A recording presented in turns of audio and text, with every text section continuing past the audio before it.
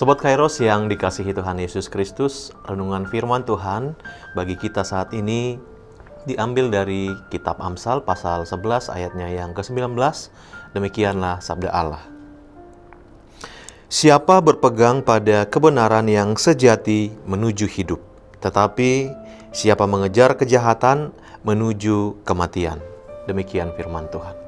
Sobat Kairos, salah satu perjuangan dalam hidup beriman ialah bagaimana hidup dalam kebenaran. Hidup dalam kebenaran berarti hidup tanpa kepalsuan, hidup tanpa manipulasi. Dengan kata lain, hidup dalam kebenaran berarti hidup jujur dan menjauhi segala tindak kejahatan dan kecurangan. Sebagai orang Kristen, sebagai pengikut Kristus, kita mesti menyadari, bahkan mempraktekkan kebenaran dalam hidup, sebagaimana Allah Bapa yang adalah sumber kebenaran. Tetapi, apakah mudah untuk hidup bersikap benar? Tentu di zaman ini bisa dikatakan relatif sulit. Ada ungkapan yang berkata, ini zaman edan, ini zaman gila. Kalau kita tidak ikut-ikutan gila, kita tidak kebagian. Ungkapan lain, jujur hancur. Artinya apa? Artinya kita tidak mungkin sukses kalau kita menjalankan pekerjaan, bisnis, karir secara jujur dan benar. Tidak mungkin. Ini dunia jahat, ini dunia korup, ini dunia hitam, dan seterusnya dan seterusnya.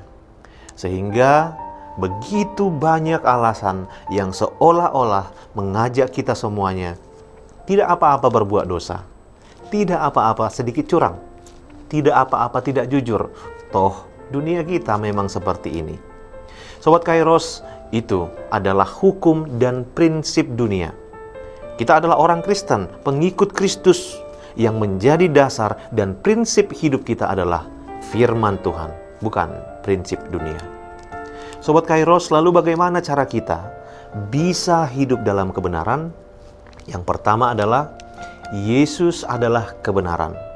Untuk dapat hidup secara benar, maka harus hidup di dalam Yesus. Artinya bahwa hidup sesuai dengan yang dipraktekkan oleh Yesus sendiri. Yang kedua, punya prinsip hidup. Jika ya, katakan ya. Dan jika tidak, katakan tidak.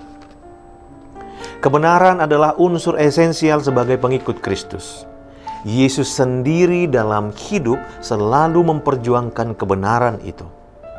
Perjuangan Yesus itu dibuat dalam bentuk pengajaran-pengajarannya tentang kerajaan Allah, tetapi juga dapat terlihat dari tindakan-tindakannya. Nah, sebagai pengikut Kristus, kita juga wajib untuk mempraktekkan kebenaran itu. Tidak boleh jika hanya menjadi sebuah teori semata. Mesti dibarengi dengan cara hidup dari manusia itu sendiri. Karena akan menjadi sebuah omong kosong jika pribadi berbicara tentang banyak kebenaran tanpa mempraktekkan kebenaran itu. Sobat Kairos yang dikasihi Tuhan, sekarang muncul pertanyaan reflektif bagi kita. Sudahkah kita hidup di dalam kebenaran? Kadang kita menyadari bahwa hidup kita belum sempurna dalam kebenaran, sehingga rasa enggan sering menjadi penghambat untuk bisa mempraktekkan kebenaran itu.